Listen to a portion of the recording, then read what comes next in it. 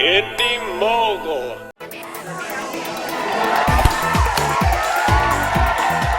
With Salt, Angelina Jolie not only headlines an action summer blockbuster all by herself, but she's got the paycheck to back it up. $20 million up front, plus a considerable cut of the first dollar gross, makes her a legitimate member of what up until now has been a boys' club, the Hollywood action star. But while Angelina Jolie is the first woman to achieve total victory in this genre, she's actually the last leg of a relay race featuring plenty of other actresses who carried the baton before her. So let's take a look at that lineup, the top 10 female action heroes of film.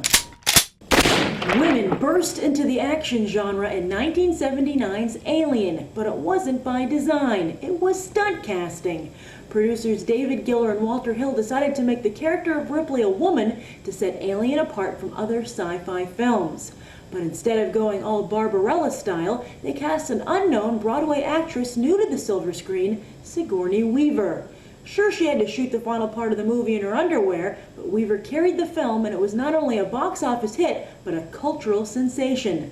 Weaver would go on to star in 3 more Alien films, but it would be over a decade before another woman held a weapon so convincingly. Whoa, maybe a little too convincingly. While Sigourney Weaver played the scientist doing what she had to do to survive, Linda Hamilton brought the woman warrior to life on the big screen. In fact, it was Hamilton's idea to turn damsel in distress Connor into a crazy woman for the sequel, an idea James Cameron certainly ran with. And Connor could not only take on Skynet, but also make one heck of a fashion statement. Yeah, every woman wanted a pair of those sunglasses. Just 1 year later, a different kind of female action hero slinked her way onto the big screen. Selina Kyle was just as crazy as Sarah Connor, but it wasn't over machines from the future. It was because she finally realized Prince Charming wasn't coming. Tim Burton's feminist take on the iconic Batman villain gave Michelle Pfeiffer plenty of memorable scenes, allowing her to become the first major female character in a comic book movie that went black leather to cowl with the male lead. While Batman Returns wasn't as successful or as well received as the first Batman movie, Pfeiffer's Catwoman was so popular that plans were made for her to star in her own movie with Tim Burton directing again. Unfortunately, the film got lost in development hell and later resurfaced in a way most of us would rather forget. In 1999, a movie trailer debuted that featured action and special effects so advanced it got audiences talking. And the scene that captured the most attention, it featured a woman. Yes, the most eye-popping scenes in The Matrix belong to Trinity, who first introduces us to the world of the film in the opening action sequence. Carrie-Anne Moss brought the intelligence and sex appeal that had already become trademarks of the female action hero package, but she also brought something new, kick-ass moves. Trinity wasn't the first woman to fire a gun or crack a whip, but she was the first to excel in the rare Hollywood art of wire fu. As video games became more cinematic, the next logical step was to actually bring them to the silver screen.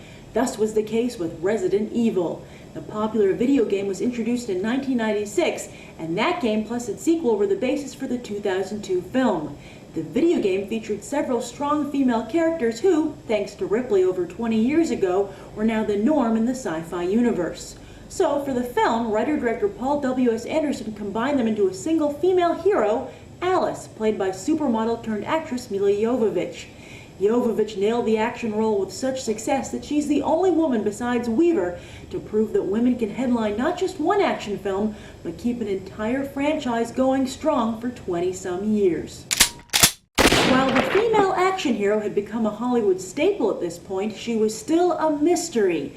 That all changed with Kill Bill in 2003, as Quentin Tarantino and Uma Thurman gave us a female assassin with, wait for it, backstory. Yes, character development was a new frontier for the female action hero, and Tarantino gave the bride a history worthy of the male action heroes from the classic films Kill Bill was modeled after. For once, it wasn't the state of the world that lay in the balance for our female action hero, but simply her own fate.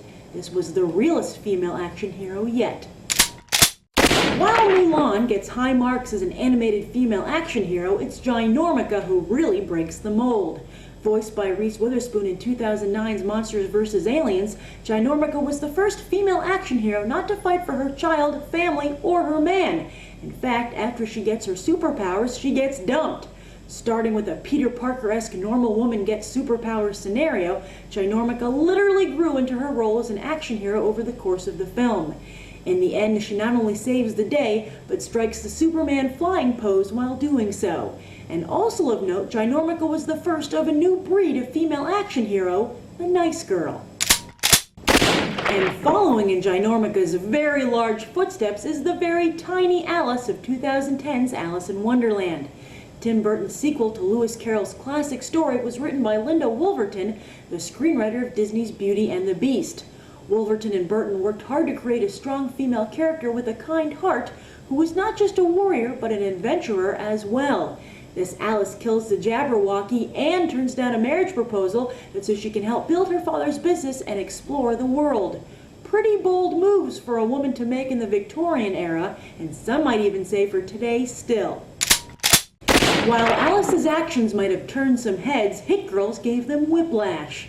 Mark Millar's comic book creation of an 11-year-old assassin prodigy impressed some and offended many.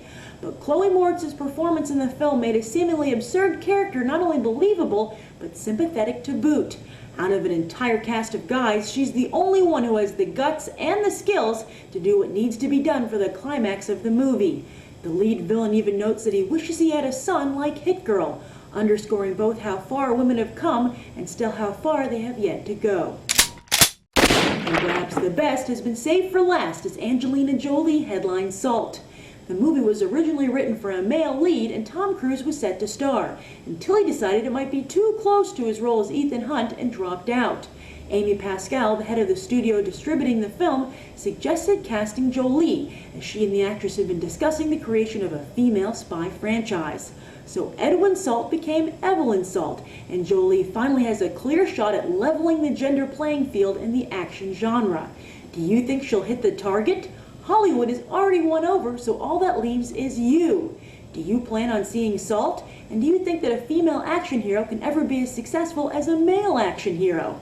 And as Catherine Bigelow and Linda Wolverton make headway behind the camera, do you think women will ever have the same success as men when it comes to directing and writing action movies? Write your thoughts down below and enjoy Salt.